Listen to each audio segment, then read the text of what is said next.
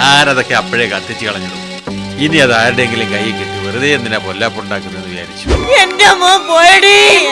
ഞാൻ അപ്പോഴേ പറഞ്ഞല്ലേ ആ മൂദേവി എന്റെ മോനെ കൊലക്ക് കൊടുക്കുന്നു.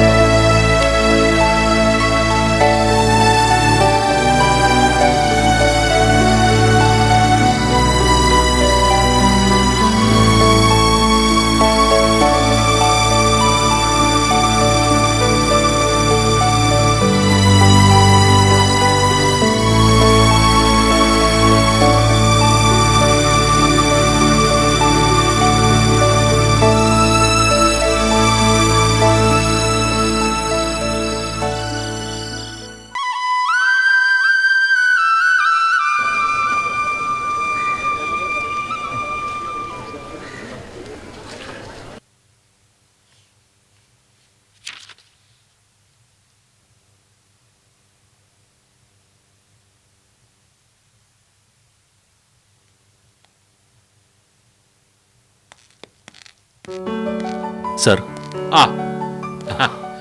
സാറ് നേരത്തെയാണല്ലോ വീട്ടിൽ വിളിച്ചപ്പോ പറഞ്ഞു ഓഫീസിലുണ്ടെന്ന്. അത് പിന്നെ ഞാൻ പറഞ്ഞില്ലേ ശ്യാം, ആ ചെറുവത്തൂർ കേസിന്റെ അവധിക്ക് വെച്ചിരിക്കുന്ന ഇന്ന ഞാൻ അതിന്റെ നമുക്ക് വൈകിട്ട് കാണാം. അല്ല സാർ, ആ ഫോട്ടോയുടെ കാര്യം സാറ് ക്ലാരയോട് അതേക്കുറിച്ച് വല്ലതും ചോദിച്ചോ? താനത് പേടിക്കുന്ന പോലൊന്നും ഇല്ലടോ. ആ പീലിപ്പോസ് ഉമ്മ തടി ഊരാൻ വേണ്ടി പറഞ്ഞു ഒപ്പിച്ചതാണ്. ക്ലാരയ്ക്ക് അതിനെപ്പറ്റി ഒരറിവില്ല. ക്ലാര അങ്ങനെ പറഞ്ഞു? ഞാൻ എന്നത്തിനാടോ കള്ളം പറയുന്നത്? ഫിലിപ്പോസിനോട് ഞാൻ ചോദിച്ചു, അപ്പോഴല്ലേ കാര്യങ്ങൾ അറിയുന്നത്. അവനെ കണ്ടൊന്ന് കളഞ്ഞു കിട്ടിയതാണ്. കളഞ്ഞു കിട്ടിയെന്നോ? എവിടുന്ന്? ഞാനതൊക്കെ അപ്പോഴേ കത്തിച്ച് കളഞ്ഞിടും. ഇനി അത് ആരുടെയെങ്കിലും കൈ കിട്ടി വെറുതെ എന്തിനാ പൊല്ലാപ്പുണ്ടാക്കുന്നെന്ന് വിചാരിച്ചു. താനത് കളയിടൂ. പിന്നെ താൻ ക്വാറന്റൈനിലേക്കല്ലേ? എന്നാലും അയാൾക്ക് ആ ഫോട്ടോ എവിടെ നിന്നാണ് സാർ കിട്ടിയത്? എന്റെ ശ്യാമയെ തന്നെ കൊണ്ട് ഞാൻ തോറ്റല്ലോ. എടോ, അത് എവിടുന്നെങ്കിലും കിട്ടട്ടെ, നമുക്കെന്താ? ദേ, ഇത്തരം സില്ലി മാറ്റേഴ്സിന് വേണ്ടി താൻ വെറുതെ തലപ്പുണ്ടാക്കണ്ട. സാറ് ഇതിനു മുമ്പ് എന്നോട് പറഞ്ഞത് ഇങ്ങനെ ആയിരുന്നല്ലോ. അതെ, പിന്നീട് ആലോചിച്ചപ്പോഴല്ലേ അതിനകത്തൊന്നും വലിയ കാര്യമില്ലെന്ന് മനസ്സിലായത്. എടോ, ആ ഫിലിപ്പോസ് ഒരു തലയ്ക്ക് സ്ഥിരതയില്ലാത്തവനാ. കണ്ടിടത്തെറിഞ്ഞ് കിടക്കല അവന്റെ ജോലി. വല്ല പഴയ ബുക്കും തൂക്കി വിറ്റപ്പോ അതിനകത്തെങ്ങാണ് വരുന്നതായിരിക്കും ആ ഫോട്ടോ.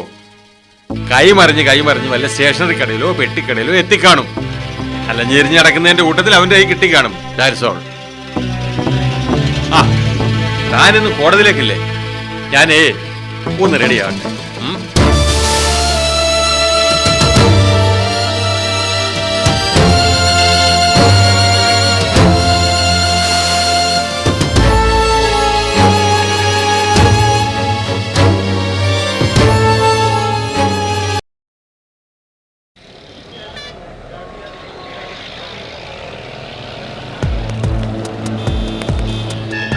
പ്രോസിക്യൂഷൻ രേണുക കൊലപാതക കേസിൽ ഏക പ്രതിയും ബംഗ്ലാവിൽ വീട്ടിൽ താമസം 32 വയസ്സുള്ള അപ്പക്കുട്ടൻ മകൻ ഗിരി തന്റെ സഹോദരി ഭർത്താവും അഡ്വക്കേറ്റുമായ ശ്യാമപ്രസാദിന്റെ പൂർവ്വകാമുകിയുമായിരുന്നു രേണുക എന്ന കാരണത്താലും ഗിരിയുടെ സഹോദരി ഗംഗ ഒരു അപസ്മാര രോഗിയായതിനാൽ അഡ്വക്കേറ്റ് ശ്യാമപ്രസാദ് രേണുകയുമായി ഭാവിയിൽ ഒരു അവിഹിത ബന്ധത്തിന് സാധ്യതയുണ്ടാകുമെന്നുള്ള കാരണത്താലും സഹോദരിയുടെ ഭാവിയിൽ ആശങ്കയുള്ള ഗിരി രേണുകയെ എപ്രകാരമെങ്കിലും ഇല്ലായ്മ ചെയ്യണമെന്നുള്ള ഉദ്ദേശത്തോടും കരുതലോടും കൂടി ലക്ഷ്യപ്രാപ്തി കൈവരിക്കുന്നതിലേക്ക് 2002 ഓഗസ്റ്റ് മാസം 10-ാം തീയതി വെള്ളിയാഴ്ച രാത്രി 8 മണിയോടുകൂടി ചെന്നൈയിൽ വച്ച് തന്റെ KL01C 5848 നമ്പർ അംബാസഡർ കാർ രേണുകയുടെ ദേഹത്ത് ഇടിച്ചു കയറ്റി രേണുകയെ കൊല ചെയ്തിട്ടുള്ളതാണെന്ന് കോടതി മുമ്പാകെ കുറ്റസമ്മതം ചെയ്തിട്ടുള്ളതും പ്രോസിക്യൂഷൻ കേസിനെ സാധൂകരിക്കത്തക്ക രീതിയിൽ കുറ്റസമ്മതം ഈ കോടതി മുമ്പാകെ നൽകിയിട്ടുള്ളതിനാലും പ്രതിയുടെ കുറ്റസമ്മതത്തിൽ പരപ്രേരണയോ മറ്റു സ്വാധീനങ്ങളോ ഇല്ലാത്തതിനാലും പ്രോസിക്യൂഷൻ ഭാഗം ശരിയാണെന്ന് കോടതിക്ക് ബോധ്യം വന്നിട്ടുള്ളതുമാകുന്നു. ആയതിനാൽ ക്രിമിനൽ നടപടിച്ചട്ടം 229 വകുപ്പ് പ്രകാരം പ്രോസിക്യൂഷൻ ഭാഗം തെളിവെടുപ്പ് ആവശ്യമില്ലെന്ന് ഈ കോടതിക്ക് പ്രതിയുടെ കുറ്റസമ്മതപ്രകാരം ബോധ്യം വന്നതിനാൽ ഇന്ത്യൻ ശിക്ഷാ നിയമം 302 വകുപ്പ് പ്രകാരമുള്ള കുറ്റം പ്രതി പൂർണ്ണ ബോധ്യത്തോടും ഉദ്ദേശത്തോടും അറിവോടും കൂടി രേണുക എന്ന പെൺകുട്ടിയെ കൊല ചെയ്തുവെന്ന് തെളിഞ്ഞിട്ടുള്ളതുമാകുന്നു. ആയതിനാൽ പ്രതിയായ ഗിരിയെ ജീവപര്യന്തം തടവനുഭവിക്കുന്നതിന് ശിക്ഷിച്ചിട്ടുള്ളതും പിഴയായി 1,00,000 രൂപ രേണുകയുടെ മാതാപിതാക്കൾക്ക് നൽകുന്നതിന് ഉത്തരവായിട്ടുള്ളതുമാകുന്നു. പിഴയായ 1,00,000 രൂപ അടയ്ക്കുന്നതിന് പ്രതി വീഴ്ച വരുത്തുകയാണെങ്കിൽ 8 മാസം കഠിന തടവ് ഈ കാലയളവിൽ അനുഭവിക്കണമെന്നും ഇതിനാൽ കോടതി ഉത്തരവായിട്ടുള്ളതുമാകുന്നു.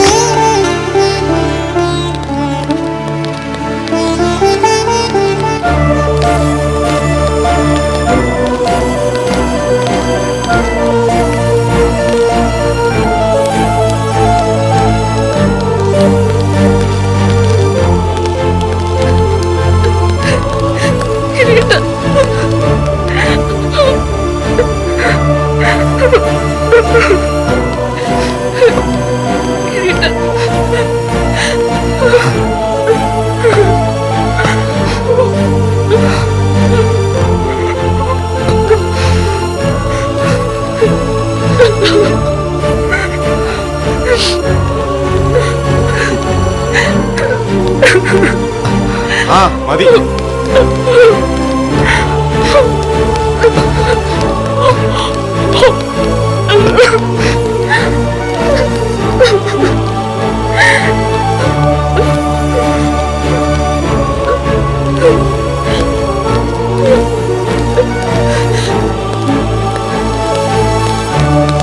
വണ്ടി കയറി.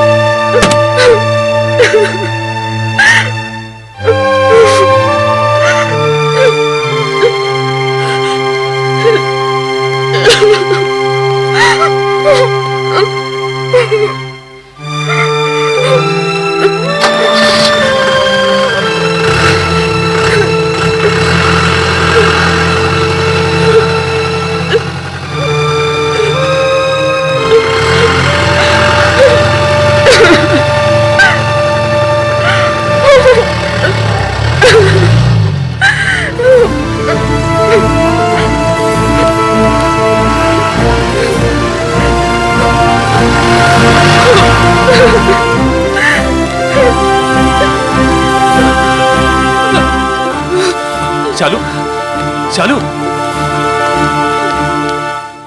എടി മാധു,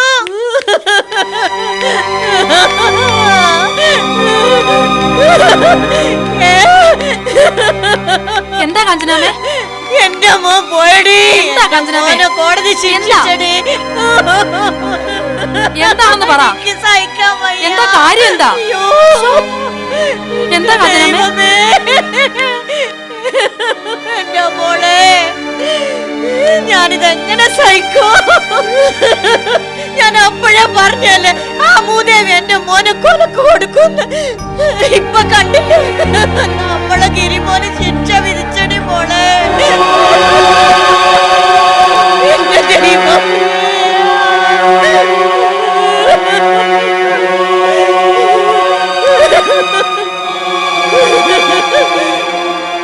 മൂന്ന് പേരെ കൊന്ന രാക്ഷസിയല്ലേ അവൾ. ഇപ്പൊ നാലാമത്തേതും ആയില്ലേ?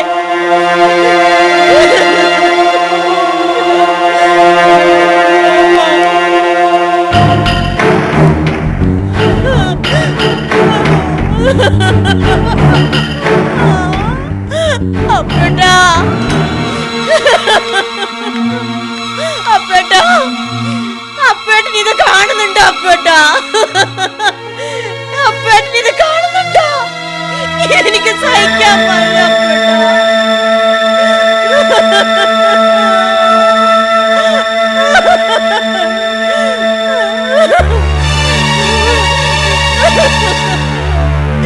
അപ്പേട്ടാ.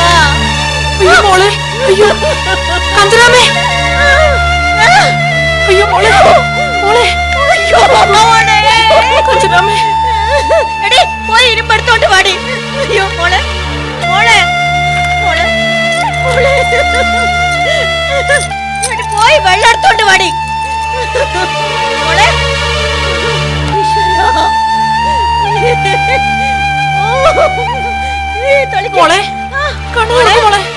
മോളെ, മോളെ, മോളെ. കുഞ്ഞെ, കുഞ്ഞെ, മോളെ. അയ്യോ, ഇപ്പൊ ഇതുവല്ലോ പറയേണ്ട ആവശ്യം ഉണ്ടായിരുന്നോ? പറയാതെ പിന്നെ. വയ്യാത്ത കുഞ്ഞല്ലേ, വല്ല പറ്റിയിരുന്നെങ്കിലോ? എടീ, ഇതൊന്നും അങ്ങനെ ഒളിച്ചു വെക്കേണ്ട കാര്യമൊന്നും അല്ല.